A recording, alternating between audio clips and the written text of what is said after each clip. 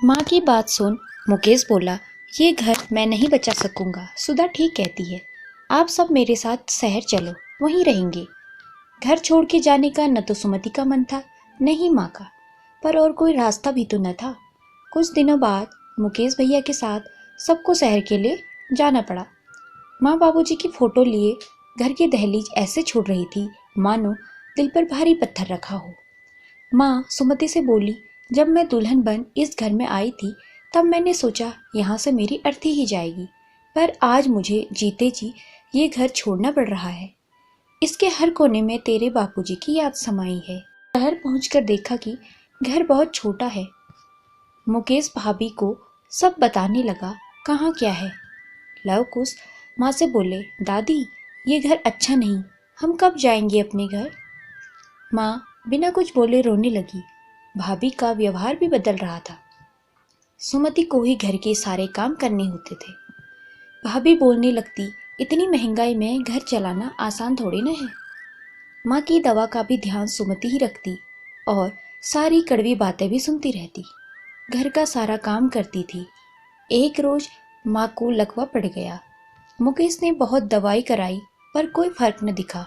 वो बिस्तर पर ही रहती और सुमति सिरहाने बैठ के बहुत रोती। उसे अपने बापूजी की बहुत याद आ रही थी। कुछ दिनों बाद माँ भी बापूजी के पास चली गई। ये सब देख सुमति का मन हुआ जहर खा ले, पर अपने बाबूजी की बात याद कर रुक गई। भाभी के ताने अब और कड़वे हो गए। वो बोलती, सबको तो खा गई, अब किसे खाएगी। उन्होंने भैया से कई बार सुमति को विधवा आश्रम छोड़ने को बोला, पर वो भाभी पर गुस्सा हो जाते। जब सारे प्रयास असफल हो गए तब वो सुमति के पास आके बोली, सुमति तू खुद ही अपने भैया से बोल कि तुझे आश्रम छोड़ दे। मैं तेरे आगे हाथ जोड़ती हूँ, मेरा सुहाग को बने रहने दे। सुमति बोली, भाभी ये क्या बोल रही हो, मेरे से तुम्हारा सुहाग को कैसे खतरा होगा। वो बोली, एक विधवा बहुत अशुभ होती है, उसकी परछाई भी सुहागन के लिए सही नहीं है। सुमति बोली, ये अंधविश्वास है। भाभी बोली, जो भी है मैंने तुमसे कुछ नहीं मांगा, बस ये बात मान जाओ। सुमति के पास अब कोई रास्ता न था। वो भैया से बोली, आप मुझे आश्रम छोड़ दे, वहाँ हमारे जैसे और भी होंगे, वही सही जगह है मेरे लिए। भैया आप बस हमें वहीं छोड़ दीजिए। मुकेश बोला, मधु ने बोला कुछ। वो बोली, नहीं, किसी ने कुछ नहीं कहा, मैं जाना चाहती हूँ। बहुत बहस के बाद मुकेश मान गया। अगले दिन सुमति माँ बाबूजी की फोटो लेकर अपना बक्सा लिए जाने को तैयार हो गई। लव कुश सुमति से चिपक गए, बोलने लगे, बुआ मत जाओ। सुमति बोली, दूर नहीं जा रही, आया करूंगी मिलने। जाते जाते भाभी से मिलके बोली, लो भाभी जो तुम चाहती थी वो हो गया। आश्रम पहुंच के देखा तो आश्रम बहुत बड़ा था। चारों ओर सफेद साड़ी में महिलाएं घूम रही थी।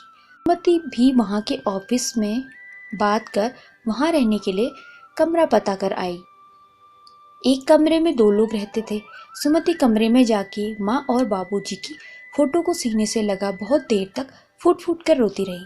अगले दिन सबके साथ सुमति आश्रम के मंदिर गई। मंदिर में कृष्ण भगवान की मनमोहनी मूर्ति थी। थोड़ी ही देर में एक महिला आके बोली, आज वो बड़े साहब आए हैं, सबको सॉल और मिठाई देने के लिए बुलाए हैं। सब वहां से चली गई, पर सुमति वहीं बैठी रही। एक टक कृष्णा की मूर्ति को निहार रही थी। दुख उसके आंसू से छलक रहा था। इसी दुख में वो पूजा करते हुए भजन गाने लगी। वो बड़े साहब जो सॉल और मिठाई दे रहे थे वो कोई और नहीं, अनिकेत के पिता थे। उनके साथ अनिकेत भी आया था। अनिकेत के बड़े भाई की शादी के बाद बेटी हुई है, इसीलिए यहाँ सबको मिठाई बांट रहे थे। सुमति की आवाज़ सुन अनिकेत चौंक। वो तुरंत उसकी आवाज़ पहचान गया। वो बेचैन हो गया, इधर उधर देखने लगा आवाज़ की और बदहवास होके भागने लगा। मंदिर में आके रुक गया और हाँफने लगा। उसे कोई सफ़ेद साड़ी में मूर्ति की ओर मुंह के बैठी दिखाई दी। अनिकेत फिर चारों ओर देखने लगा। फिर उसे एहसास हुआ, ये आवाज़ वाली महिला यही है। वो आवाज़ देता है, सुमति। एकाएक आवाज़ बंद हो गई। अनिकेत के दिल की धड़कन बढ़ गई। जब सुमति ने पीछे मुड़ के देखा तो अनिकेत चौंक गया। वो प्यारी सी चुलबुली सी लड़की आज किस हाल में है। सुमति अनिकेत को देख बोली, सहरी बाबू आप। अनिकेत का एक पल मन हुआ सुमति को जोर से गले लगा ले। वो लड़की जिसे सफ़ेद रंग तनिक भी पसंद न था, आज ऊपर से नीचे सफ़ेद रंग में है। वो फूल सा चेहरा मुरझा गया। सुमति को देखकर ही उसके दुख का अंदाजा लगाया जा सकता था। अनिकेत की आंखें सुमति को देख भर आई। बड़े मुश्किल से उसने खुद को संभाला। वो पास आके बोला, कैसी हो सुमति, ये क्या हाल बना लिया है तुमने। सुमति मुंह नीचे कर बोली, किस्मत का थप्पड़ है बाबूजी। अनिकेत का दिल बहुत दुखी था। जो लड़की बस शरारत भरी बातें करती थी, आज वो इतनी गंभीर बातें कर रही थी। अनिकेत कृष्णा भगवान की मूर्ति की ओर देख के मन ही मन, हे कान्हा, मैंने तुमसे कहा था सांवरी को मुझसे दोबारा जरूर मिलाना, पर ऐसी हालत में मिलेगी ये कभी न सोचा था, ये कभी न चाहा था। अनिकेत ने सुमति से इस हाल के बारे में सब कुछ पूछा। सुमति ने रोते हुए सारी बातें बता दी। अनिकेत को यह सुन बहुत दुख हुआ। थोड़ी ही देर में अनिकेत का ड्राइवर आ गया और बोला, चलिए वकील बाबू, बड़े साहब बुला रहे हैं। सुमति अनिकेत की तरफ देखती हुई बोली, तो आप वकील बाबू बन गए। अनिकेत मुस्कुराते हुए बोला, जी खानदानी पेशा है। पिताजी इस शहर के बहुत बड़े वकील हैं, भैया भी वकील है और भाभी समाज सेविका है। नारी सम्मान नाम की एक संस्था चलाती हैं। माँ भी उसमें उनका साथ देती है। अब मैं चलता हूँ, फिर मिलेंगे। सुमति का वहाँ बिल्कुल भी मन नहीं लग रहा था। एक रात करीब 11 बजे उसके दरवाजे पर दस्तक हुई। सुमति आवाज से उठी और दरवाजा खोला। आश्रम की एक महिला दरवाजे पर खड़ी थी। उसने सुमति और उसके साथ रहने वाली कुसुम को आवाज देके बोला, चलो। आश्रम की बड़ी दीदी ने दोनों को बुलाया। कुसुम ने बोला, आज नहीं आऊंगी, आज मेरी तबीयत ठीक नहीं है। उसने गुस्से में बोला, ये बहाना बड़ी दीदी को बताना। सुमति को कुछ भी समझ नहीं आ रहा था, ये सब हो क्या रहा है। सुमति और कुसुम उसके पीछे पीछे चल दी। बड़ी दीदी के यहाँ पहुंचकर देखा तो 2 आदमी बैठे थे। दीदी ने उन दोनों से बोला, बाहर बस खड़ी है, जाओ उसमें बैठ जाओ। सुमति आश्चर्य से बोली, दीदी हम कहाँ जा रहे इतनी रात। सुमति के सवाल सुन वो गुस्से में बोली, कुसुम इतने दिनों से ये तेरे साथ रह रही है, तूने इसे कुछ भी नहीं बताया। मुझे सवाल करने वाले लोग पसंद नहीं, जा, रास्ते में कुसुम बता देगी। सुमति कुसुम के साथ चल दी। रास्ते में कुसुम ने बताया, ये हमसे जबरदस्ती वेश्यावृत्ति कराते हैं।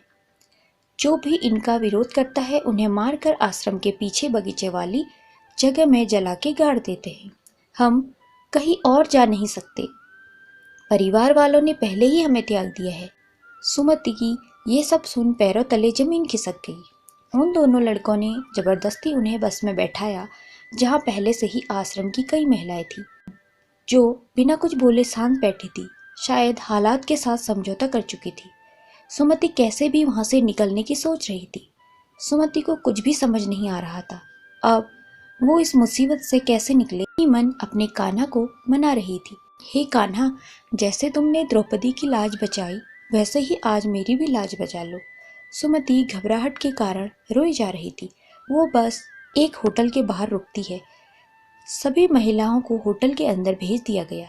सुमति हमेशा मौके की तलाश में रहती, कैसे भी यहाँ से निकल लिया जाए, पर कोई मौका नहीं मिलता। एक एक कर सभी महिलाओं को अलग अलग कमरे में भेजने लगे, जहाँ पहले से ही कोई न कोई आदमी मौजूद रहता। सुमति को भी एक कमरे में ले गए। सुमति बहुत रोई, बहुत गिड़गिड़ाई, पर उसे उन लड़कों ने कमरे में धक्का दे दिया।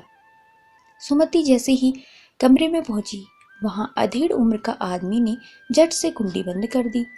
कमरा बहुत सुंदर सजा था, बहुत सी मूर्तियां और गुलदस्ते थे। सुमति बुरी तरह से डरी हुई थी।